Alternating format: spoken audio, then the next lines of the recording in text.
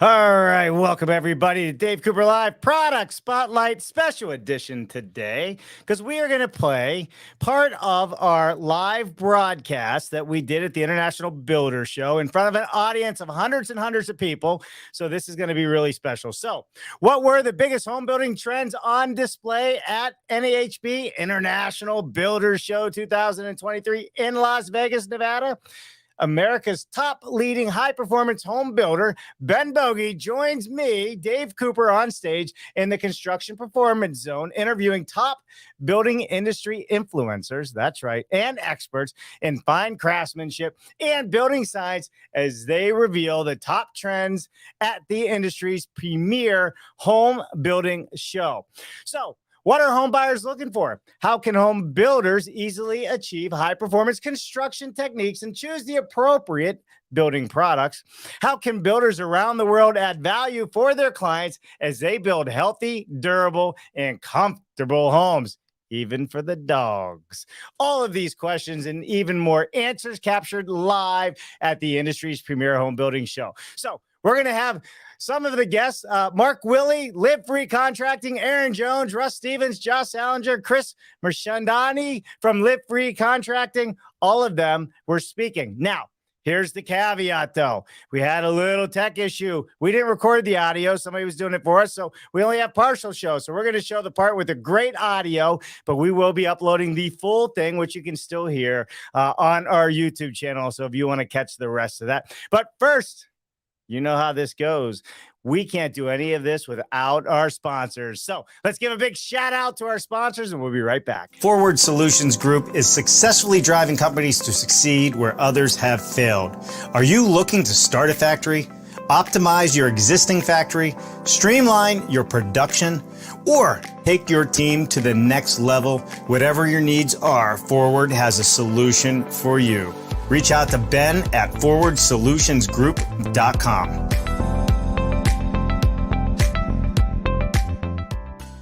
Howick Ltd. has a long history of innovation in cold form steel manufacturing and producing innovative precision roll forming technology for customers throughout the United States and the world. Check out their machine buyer's guide for off-site modular construction or fast build construction with light steel for framing. Go to their website, howickltd.com.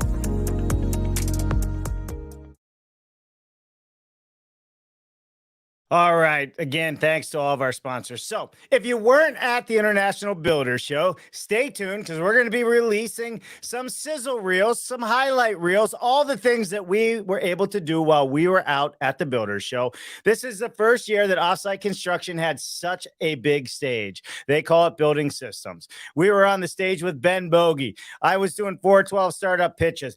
We were on the stage debating stick built versus building systems. It was more of a building systems conversation than a stick build, but either way, you get the point. It's growing.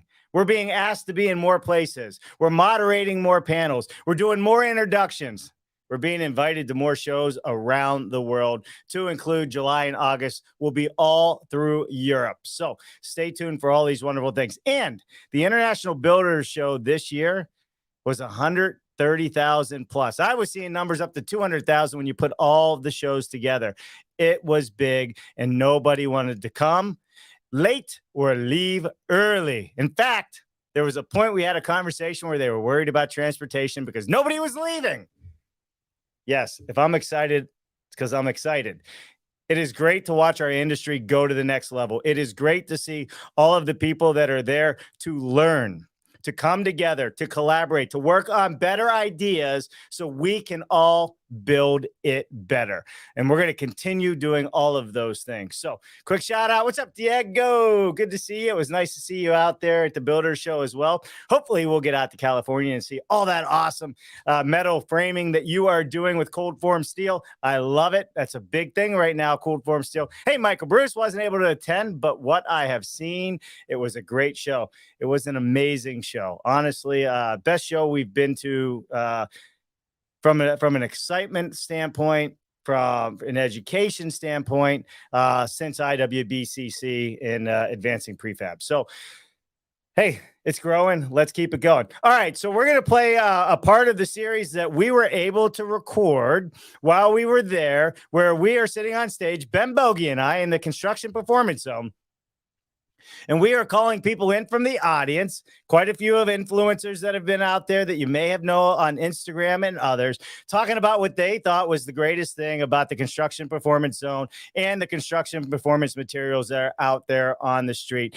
We are missing some of the beginning of this reel because whatever happened with the audio, folks, they only captured some clean audio for the last half of the show. But nonetheless, it's still good. And we're still going to post that other video on YouTube, but it's hard to listen to for this show. So let's hop right into it. The first 30 seconds or so is a little rough, but then it gets super crisp and clear. So don't go anywhere. Here you go. Tell us who you are and what you're seeing out there. Hey, my name's Russ Stevens from the Association of Professional Builders, and I've been hanging out in the West Hall today. And what I'm seeing, it follows on from what you guys are saying about data. I'm seeing a lot of technology companies offering a lot more options for builders in terms of managing their building companies, and this backs up the data that we've also seen in our own survey of the industry, which does show that this industry is getting more professional year on year. So we might be lacking behind the farmers, but we're going to catch them up. We're going to catch them up. I love it. I love it. So the excitement of the show this year, obviously you're in the industry and you spend a lot of time looking around and researching and talking to people. What is, outside of data, what are you actually seeing as the trends moving forward? Well, it's been interesting speaking to builders that have come and visited our stand, because we have a lot of members in the US. We've come over from Australia. And a lot of the builders that are visiting the stand, one of the biggest challenges they have is margins. Obviously, they've been eroded over the last couple of years with price increases, so that's a big concern for builders. And the solution for them is fairly straightforward, because it's all linked to marketing. And I've seen some great presentations over in the West Hall from some different presenters that actually provide the solution as to how these margin issues can be quite easily solved. There's, as a business owner here, there's a lot of innovation that's happening in this space. I had the realization a number of years ago that as an industry, we do a better job of teaching people how to build good buildings, but we don't really do a great job of teaching people how to build good businesses. And that's something that's lost. And a lot of that comes out of the fact that we start out as craftsmen or craftspeople that have an interest in working with our hands, and we enjoy that part. So that's the part of our careers that we focus on, because we have a passion for the craft and the building, but we don't pay attention to the craft and the science of the actual business. And it took me a while to come around to this, but I'm starting to find all these tools and these services and these products that are at my disposal that are allowing us to tune our business to tighten up on issues like losing our margins because of increases in material costs, or because of scheduling issues with our subcontractors and trade partners and stuff like that. So I'm really hopeful that as we see the younger generation come into the industry, they're going to drag this technology along very heavily into here, and hopefully we'll see a little bit of a paradigm shift. Yeah, absolutely. We see a big difference with the younger builders coming into the industry. They're like a sponge. You can guide a younger builder, and they just go out and do it, and they have results instantly, and they just come back for more. What can I do next? The older guys, they still get it, but they're just a little bit more skeptical and a little bit slower, and as a result, their results are slower. And then we have the over 55s that are ingrained in their ways, and they simply don't believe that these kind of margins can be obtained. And unfortunately, it's a bit like the Matrix, where we never try to free a mind over a certain age. I mean, and that's really it, right? The old, this is how we've always done it. We've tried that before. But I agree on the youth part. We got to meet the youth where they're at. And they've embraced technology. They've embraced the environment and some of the things that we at our generation hasn't done as much as they're doing today. So I think those are all good points. And we gotta keep, if we want them in our industry, we gotta meet them where they're at. We gotta train them the way they need to be trained. We gotta talk to them the way they hear. And I think it'll make a big difference for us moving forward. Yeah, and more females in the industry as well. We have some great females running construction companies, and we need more of that. Yeah, sure. Good. Yeah, I'm gonna hit on that. Diversity is a big thing, right? And Ben, we did our presentation earlier. You realize that in a lot of the manufacturing facilities and these off-site building systems companies that anywhere from 30 to 40% of all the workers are women, working the floor and in the office. That's awesome. I had the great pleasure when I was working in Maine that 50% of our field crew were women, and it really helped ingrain in me ways that we can shift that thing that happens on a heavily toxically masculine job site. And the thing that I discovered is because I grew up, I spent my entire youth and my early career working on job sites dominated by middle-aged white men. And when we started to bring women in and people of color and underrepresented groups into our crews, what we're finding is we're actually ending up with better products, a better job site, a more comfortable experience for everybody there, because everybody now has a seat at the table and you have to value people's input more. So we absolutely need so much more of that in our industry, and I hope we keep trying to find ways to do that better. Yeah, and a good example of that is the house that she built. I don't know if you've seen it even walking around here. I had the honor of being out there when they did their live opening and showcase. And this was a house built by all women. They flew in from all over if there was a plumber needed or what have you. And I will tell you, it was in a sea of thousands of other homes. And it was the cleanest job sites there. And it was true. It was the cleanest job site there and the layout. So it really was a wonderful thing to see. And they were so excited about it. And I will tell you this, they always had crumble cookies. They know what they're doing. Our snack game, and this is not me pigeonholing, our snack game on our job sites went up exponentially when we started adding women to the crew. Oh, it's I love it. a lesson that I learned. All right, so we have some more people over there. Matt Bloomquist, you want to come up here? Listen, everybody, this is a teacher that's Trade school teaching teacher of our the year. youth, to the next level and does an amazing job. So, Matt, thanks for joining us. I figured now would be a good time to segue in, right, off your guys' discussion. Yeah, so I teach high school building trades. The students show up on the job site every day. They're mad at me right now because I am here and they are not on the job site. They build a high-performance house from foundation to trim. So everything you guys were talking about, was it Russ, correct? Correct, Russ. Yeah. Getting to the youth is important, right? It's a bad analogy, but it's the true analogy. Everybody's familiar with Camel cigarettes. Yeah. Joe Camel was not catered to adults, right? Because youth is impressionable, but we can use this to. Is this why I started smoking? Yes, right? This is what happened, Ben. Joe Camel, gotcha. Not me. But we can use this as a good tool. Like what is the best thing I've found out today being on the floor. I didn't get to go around to a lot of booths as much as I wanted to, but everybody would come up and talk about not so much like, oh, that's so cool that you guys are doing this. It's now the conversation is, okay, what do we got to do to get this into where I live? And that's what I like to see. People now are realizing that if we can get more of these programs, I mean, even if you get shop class back in, it doesn't even have to be on a site building, and let these kids see that, I always tell everybody, I don't know if it's the fact that people aren't interested. We just took away the opportunity to find out if they were interested, just like anything, right? So we know if we like English or math, right? Because we have to take it. But if we throw people into shop classes or hands-on classes, whatever it is, now they find out if they like it, if they don't like it. I'm fortunate in my opportunity, they get to find out if they like carpentry, plumbing, electrical, HVAC, and I feel a very strong burden to make sure that I know there's a better way to build, thanks to people like you guys and everybody, others around here. And there's a whole group of teachers that are actually here for the same reason, to learn more. And it's we take that responsibility wholeheartedly to build better and make sure the kids know better. So my students know what better is, right? They know what high performance is, they know how to air seal, they know how to run a blower door test, and they don't know any other way. Now, if somebody else shows them something else, well, they still know the better way. So, and then getting, female into the class is another thing we really strive. I have 5 daughters at home, 4 stepdaughters and a daughter of my own, before we finally had a boy. And so I'm very much, I will promise you, you give me 10 girls, I will beat every boy class, hands down. Because of reasons, the job site's cleaner, the attention to detail, they listen, it's done right. Mostly the first time, okay, it takes maybe 1 more, 2 more of you to help lift the wall, who cares? but we're But they're not going to do less rebuilding it. damage to their bodies because we don't have this toxic Exactly. masculine competition thing that happens on the job site, where now I have like degenerative back issues after 20 years in the trades because, oh, you can pick that up. Yep.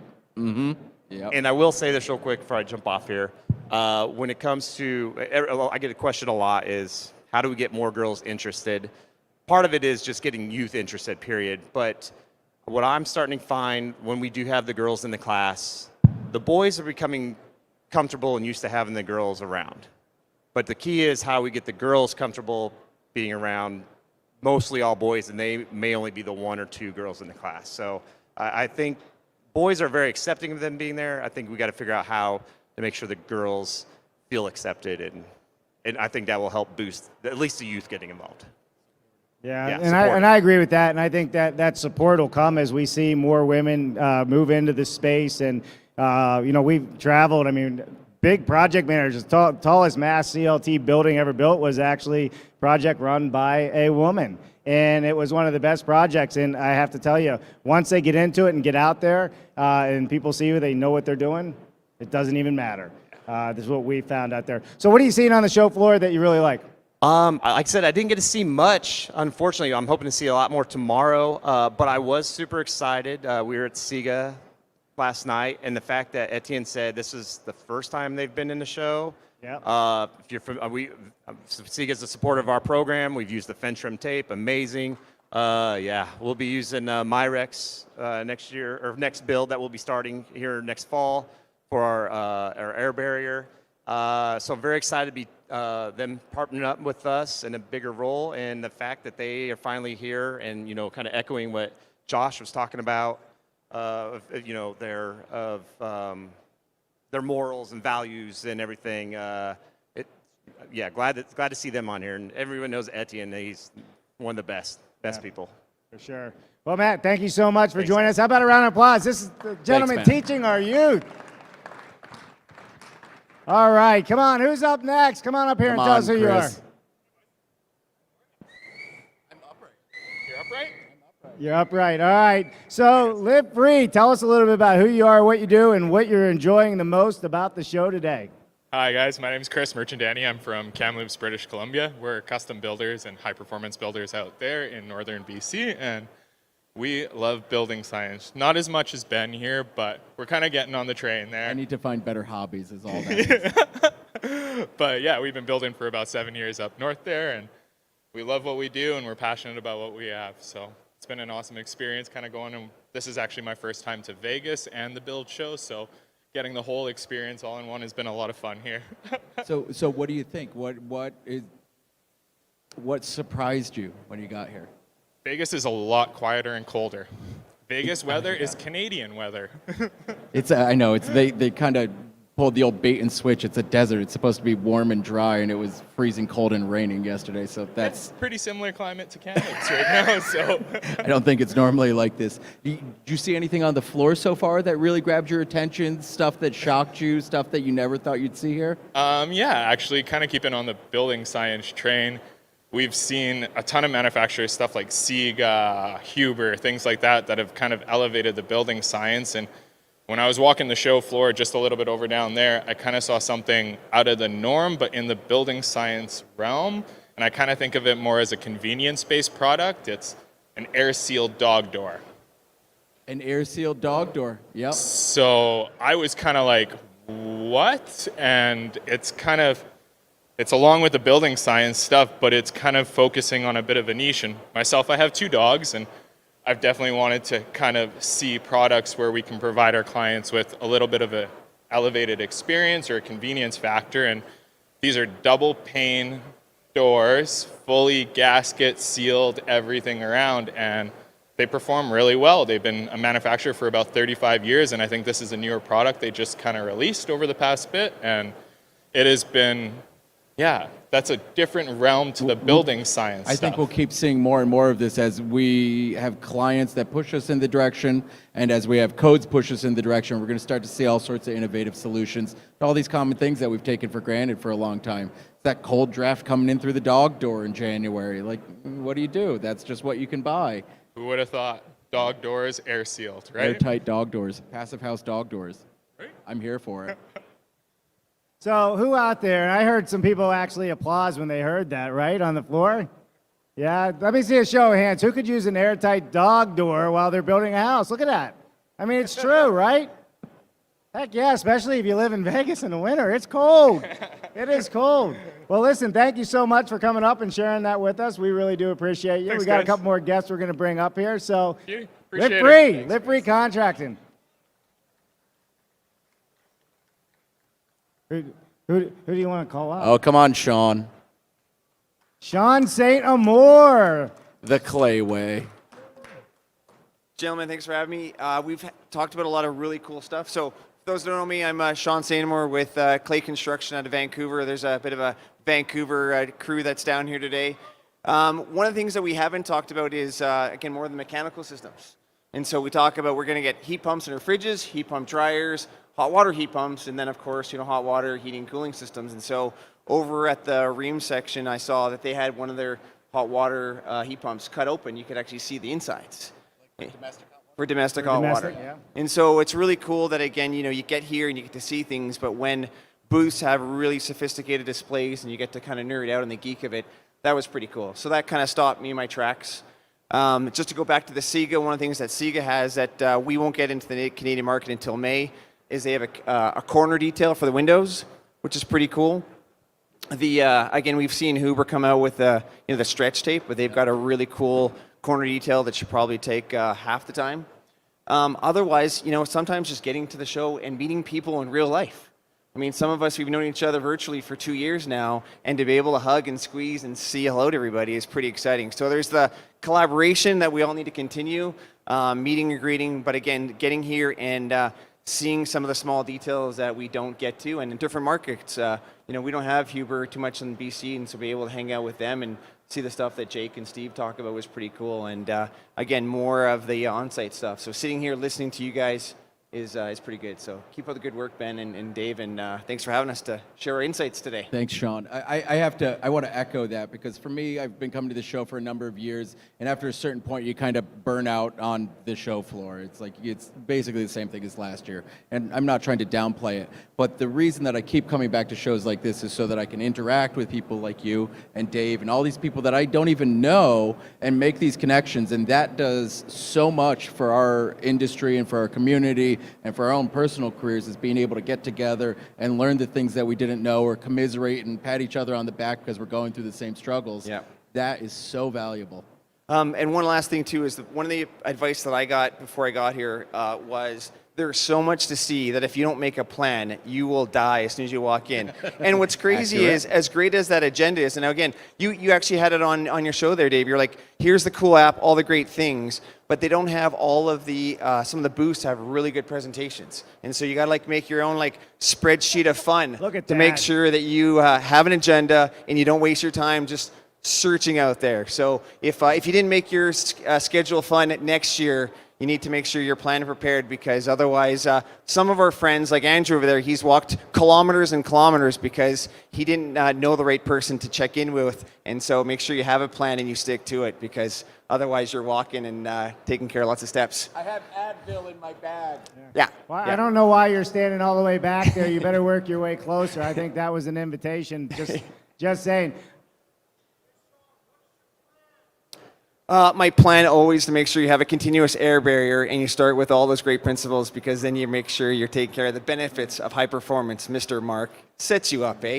He always sets you up. Wow. He's a troublemaker. Troublemaker. Anyhow, gentlemen, we'll turn it over. Real pleasure, guys. Hey, appreciate you. It's a pleasure to meet Thanks you. for coming up with us. All right. Who else out there would like to come up? Come on up here. Love to hear from you. Let's hear it. And the rest of you sitting there, you've been Build walking tank. the floor. We'd love to hear what you think of their best products. You down there, you over there. So now's your chance. Hi there.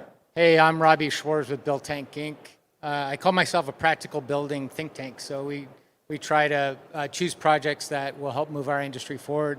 And I think the best thing about the IBS show is that we get to, I wanted to say confront, but it's not the right word. We get to talk to the industry, we get to learn from the industry, and we get to point out things that just aren't working. A quick example, had some great conversations with Tyvek Drain Wrap, Keen products, great products for creating an airspace behind stucco and lick and stick stone products. But the code is saying that those products need to be installed on top of a weather-resistant barrier. The code doesn't realize that that second layer is a sacrificial coat. And so these products we're having problems putting sound building science principles into application because the industry isn't aware that there are issues. And we have the opportunity here to bring practical life application issues to the manufacturers and hopefully promote change in the industry. And then the other thing that I think has been great is that we've been able to hear people confronting those people who are saying, I've done this for 30 years. And point that Doesn't mean out you that did it right. yeah, exactly. The great example in one of the, it wasn't here at the construction zone, but at another pop-up presentation, they're basically saying, you know, I change my iPhone every time they put out an iPhone, but I haven't changed the way that I frame my house in 30, 40 years or since 1870.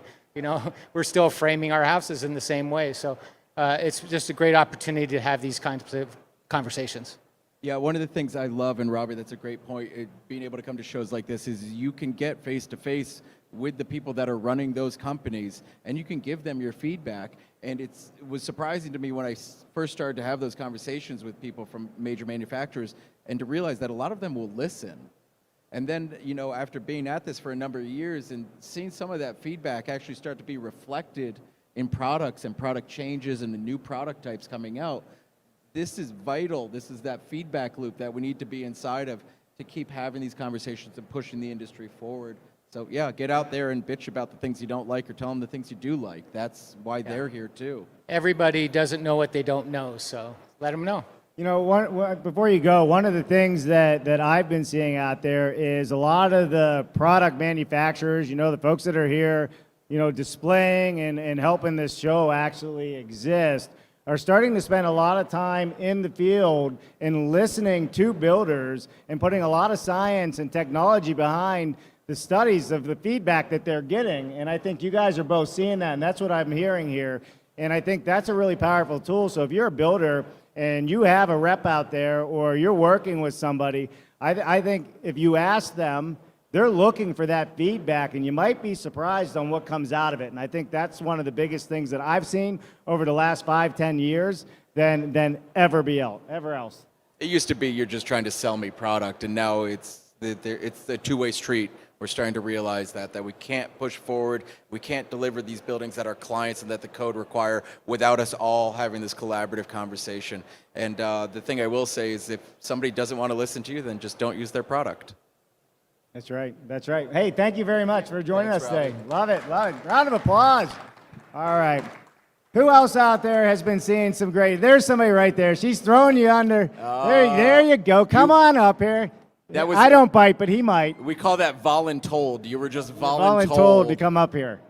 Well, I was trying to get Betsy to come up here because she's such a great example in the South. I'm from Atlanta. For those that know We Betsy, she's actually a- have another chair right here. Look Come at on that. up, come on up. Right? Yeah, come on. That's how it works. All right. Have a seat right there in the middle. All right. Well, first of all, why don't you guys let us know a little bit about who you are? I am Betsy Luttrell with Nashville, Tennessee. I'm an architect and a realtor. That's how I know Christopher. Yes. So I'm a realtor, but I specialize in high-performance homes. So I help you guys Yes. obtain value. Sustainable real estate, which is why I wanted him to be part of the conversation, and happy to know him through that work. And, yeah. And I'm here with NAR this week. We are recruiting. the National Association of Yes, Realtors. the National Association of Realtors. We are recruiting. We are heavily in this space. We are trying to inform our members, our 1.5 million members across the country, about trends with high-performance housing, whether it's energy savings, whether it's indoor air quality, whether it's electrification. And we have some great exhibitors at our conference this year. We don't normally have product manufacturers in the building space engage with us. They kind of scratch their head and say, why do you need to know about realtors? Well, realtors are the original influencers, what I say. They know a lot of the right people, and people come to them for questions when they're going to renovate. And we need our members to understand a lot of these technologies. So I'm here looking at a lot of the same things people talked about. Ream is on my list. I've got Ream in my house. The span panel is a big thing I'm looking at. And we're just trying to engage in that space and kind of close that loop. Yes, it's the largest trade organization in the United States. It's got a lot of power with policy, mortgage. You know, it's a pretty strategic place to be. So, and if you are building high performance homes, make sure you're using the Appraisal Institute's uniform, the Energy Efficiency Addendum for residential and commercial. Yes, y'all are awesome. This is great. And you're designing to Passive House standards? No, I wish. I have a budding architecture and construction company with my husband, Austin, May Pop Building Workshop, May Popping Off in Nashville, Tennessee. And then I have a real estate license as well because the frontier of valuation, which is the frontier of lending and all the other good shit, so normal people can have these types of houses. And I'm sorry I said shit. It's all right. It's all right. We're all adults. Yeah, we are. Perfect. Well, listen, we appreciate you guys coming up. You know, just real quick though, before you go, what was the most exciting thing that you've seen happening at the show so far? And we'll start with you, Betsy. I think the most exciting thing I saw was when I was sitting at the very front of that and turned around and saw, I mean, how many hundreds of people were in this high performance zone. So just the fact that there are so many people that want to know, you know, where the rubber meets the road, where these details, how they take shape, and then also just the interest in that and the support from the conference. So. Just the size of this conference. I've been to a ton of conferences across the country. Nothing like this. It's very overwhelming, and you do need a spreadsheet. Yeah. Thank y'all. All right, how about a big round Or lots of applause? of Advil. It's not easy coming up here. We got about 3.5 minutes left. I see Big Dog Construction hiding in the background back there. So if anybody Aaron. wants to tap them on the shoulder and have them come up here. Is there Aaron, anybody come on else up, out buddy. there that wants to come up? Would you like to come up and tell us a little bit Come about on it? up. Sure, come on up. Yeah, we're calling you Nice Big Dog. vest. No, you're not getting away from us. I'm Tim Kelly with Operate Build out of Park City, Utah. We are a bags-on general contractor, so we do everything from dirt to dry-in and finish trim. My background is finish trim, and the more I had to fix other people's mistakes, the less I wanted to do it. So we just started getting more and more involved, and the more you get involved, the more you learn. The more you learn you don't know, and the more you just keep learning. And it's been interesting, like sitting in this zone all day, basically, just seeing the level of interest people have shared in high performance building. And I think that the next step is figuring out how to convert that into sales with clients and really selling that that quality of construction with clients. And there's a couple of keywords that I've noticed in terms of resilience, comfort, durability, spreading these keywords among the community and familiarizing clients with those concepts, I think will really help push this into, the next generation of building. Yeah, I agree with that, and I do think that getting the word out there and really, speaking the language in a way that the customer can understand the value and the benefits is really what's going to start driving this forward. I always say we need our industry to be like the pharmaceutical industry, right? You want your client to say, "Hey, I want that blue pill," but we want the consumer to ask us for a better product. It shouldn't be us having to teach them. They should know that there's better out there, and that'll help change a lot of people. That being said, if this is an area that you're trying to push into with your business, devote time and energy to educating your client. And what I mean by that is by making your website have good information on it about the value of what it is that you bring to the table. Because we sell projects in our little niche that we exist in based on comfort, durability, health, all of these things. We're not selling it because they want the lowest energy bill. Somebody that can afford to build a new house probably isn't too worried about what their monthly energy bill is, and that's the truth about it. Well, and going back off that, like I said, there's certain keywords that are circulating around the room, and those keywords are the same keywords that are going to draw people to your SEO on your webpage. Bingo. So trying to figure out what those keywords are so that we can, attract from those Google searches. That's it. That's why I say that, because you put that content out there, and then you're going to start optimizing that SEO, and it's going to feed into you. And we spend a lot of effort doing that on our end. And it helps to educate our clients so that they understand the value of what it is that we bring to the table as high performance builders, because we have the luxury of being able to deliver a better product. and it's backed by physics and science and research. The work we do is superior to what most other builders do. And then, If it's done well. And then also being, hands-on in the trades, framing very large projects is, I've seen it, the stubbornness in the field of, why are we doing it that way? We've done it this way. You're just creating a headache for us. It's never going to work. And so, trying to sift through the marketing of some of these companies and trying to figure out what is, what are the most executable details in the field to set up the project for success and not have a hidden leak in the air barrier because someone, cut through it and you can't find it now. Yeah, and that comes down to the trade education as well, like you're talking about, and really getting people on board and understanding. But just to wrap that one up, though, talking to your customer as they would understand it, because all the acronyms and what we like to use in this industry, it just goes right over their head, and I think that's one of the biggest problems we also face as well. Tim, thank you so much for coming up. Thank you, gentlemen. All right, thank you. So Ben, we're up on time here, but real quick, what's the most exciting thing you're looking forward to at this show? For me, this is a selfish thing. I'm looking forward to being able to share stage with Joe Stiebrick tomorrow afternoon, who is the godfather of building science in our industry and a personal hero of mine. So that's what I'm here for.